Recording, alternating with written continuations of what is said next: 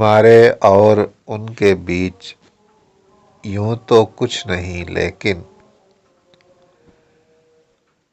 تو پھر سمجھو کہ یہ کشمیر کا ہے مسئلہ اب تک۔ دیکھیں، ہمارے اور ان کے بیچ یوں تو کچھ نہیں، لیکن تو پھر، لیکن کے بعد تو پھر کا استعمال درست نہیں ہے، ٹھیک ہے۔ ہمارے اور ان کے بیچ یوں تو کچھ نہیں، لیکن تو پھر اگر آپ نثر میں بھی اس طرح استعمال کریں گے تو آپ کو عجیب لگے گا، ٹھیک ہے۔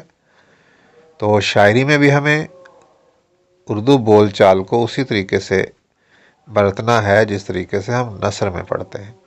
صرف یہاں پہ کیا ہوتا ہے کہ ہم مصروں کو وزن میں رکھنے کے لیے نثری ترتیب سے تھوڑا ہٹا سکتے ہیں، آگے پیچھے کر کے لکھ سکتے ہیں، لیکن اگر ہم اسی شعر کو، اسی مصرے کو، اسی مصرے کے تمام لفظوں کو نثری ترتیب کے مطابق لکھیں تو ہمیں عجیب نہیں لگنا چاہیے، ٹھیک ہے۔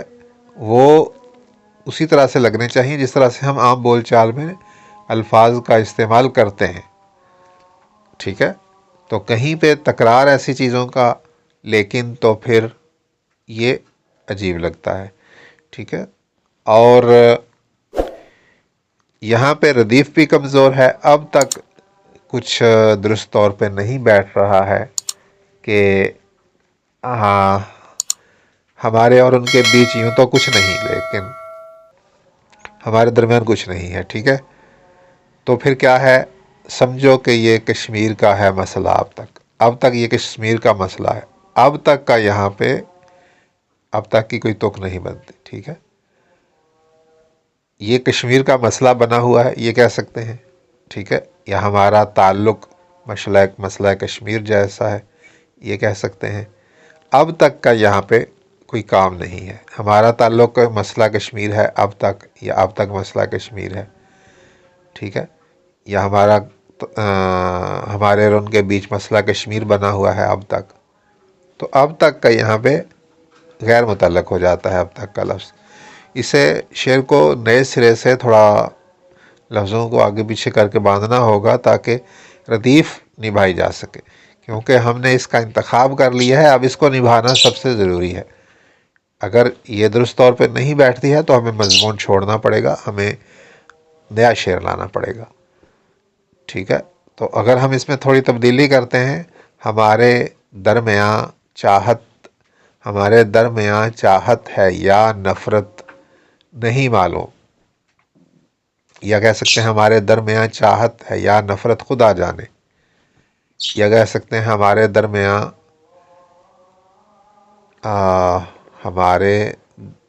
درمیاں کیسا تعلق ہے خدا جانے، یا میرا ان سے تعلق کس طرح کا ہے خدا جانے نہیں معلوم، یا کچھ اس طریقے سے آپ کہہ سکتے ہیں پہلے مصرے میں کہ ہمارا آپس کا تعلق جو ہے یہ سمجھ سے باہر ہے، کچھ اس طرح کا مفہوم آپ کو پہلے مصرے میں چاہیے۔ دوسرے میں پھر آپ کہیں گے کہ جیسے حل طلب کشمیر کا ہے مسئلہ اب تک، ٹھیک ہے، کہ جیسے حل طلب کشمیر کا ہے مسئلہ اب تک۔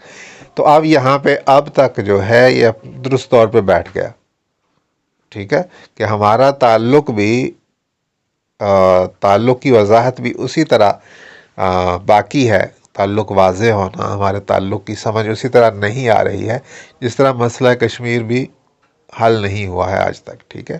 تو یہاں پہ مسئلہ کشمیر اب تک حل طلب ہے، یہ ہم کہہ سکتے ہیں، نثر میں بھی کہہ سکتے ہیں، ٹھیک ہے۔ تو اس طریقے سے اس کی ردیف بہتر ہو جائے گی۔ چلو تم کو مبارک ہو، ملا میرے سوا کوئی، ابد سے چل نہیں پایا ہے کوئی سلسلہ اب تک۔ دونوں مصروں میں ربط محسوس نہیں ہو رہا ہے، کیا کہنے کی کوشش کی جا رہی ہے یہ پوری طرح سے واضح نہیں ہے، یعنی اظہار مکمل نہیں ہوا۔ چلو تم کو مبارک ہو، ملا میرے سوا کوئی، شاعر گویا کہہ رہا ہے کہ تمہیں میرے سوا کوئی نہیں مل رہا تھا، اب مل گیا تو مبارک ہو۔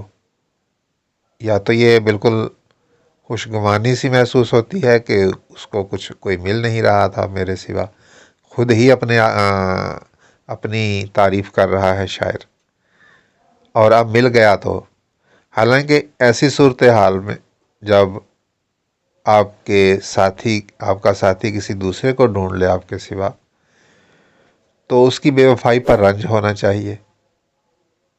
بہرحال پھر اس میں دیکھیں دوسرے مصرے میں لفظ ہے ابد سے چل نہیں پایا۔ ابد کہنے کی ضرورت نہیں ہے، اور ویسے کہا جاتا ہے ازل سے ابد تک، ابد کے ساتھ تک کا لفظ استعمال کیا جاتا ہے، ابد تک، اور ازل سے یعنی جب سے کائنات بنی ہے تب سے ابد تک، ہمیشہ ہمیشہ کے لیے، ٹھیک ہے۔ تو ابد سے نہیں ہوتا ہے، اگر یہاں پہ استعمال کرنا ہے تو ازل کا لفظ استعمال کرنا ہے۔ لیکن اس کا معنی کیا ہوگا اگر ازل استعمال کر بھی لیتے ہیں؟ ازل سے چل نہیں پایا ہے کوئی سلسلہ اب تک، کیسا سلسلہ نہیں چل پایا، کس کا سلسلہ نہیں چل پایا ہے، ٹھیک ہے، یہ چیز واضح نہیں ہے۔ تمہیں کوئی مل گیا میرے سوا، ٹھیک ہے مبارک ہو، لیکن ازل سے کوئی سلسلہ نہیں چل پایا اب تک، کون سا سلسلہ؟ اگر آپ یہ کہنا چاہتے ہیں کہ اب تک کسی کا تعلق برقرار نہیں رہا، تو شاید یہ حقیقت کے منافی ہو۔ بہت سے تعلقات ہیں جو مرتے دم تک قائم رہے، اور مرتے دم تک ہی تو قائم رہنا ہوتا ہے، اس کے بعد کیا ہونا ہوتا ہے، ٹھیک ہے، ہمیشہ تو زندہ کسی نے نہیں رہنا۔ اور اگر اس کا کچھ اور معنی ہے تو وہ میری سمجھ میں نہیں آیا۔ چلیں اسے اگر تھوڑا سا ہلکا پھلکا سا شعر اس کا اگر بن جائے، جیسے آپ نے پہلے مصرے میں کہا چلو تم کو مبارک ہو ملا میرے سوا کوئی، براہ راست تو ایسا نہیں کہہ سکتے، لیکن اگر باہمی رضامندی سے علیحدگی ہوئی ہو کہ تم میرے سوا کوئی اور دیکھ لو اور مجھے بھی کوئی اور مل جائے گا، جب ہمارا آپس میں گزارا نہیں ہے تو ہم اپنے اپنے لیے الگ الگ بندے تلاش کر لیتے ہیں، تو ایسی صورت میں شاعر کہہ سکتا ہے چلو تم کو مبارک ہو، تمہیں تو مل گیا کوئی،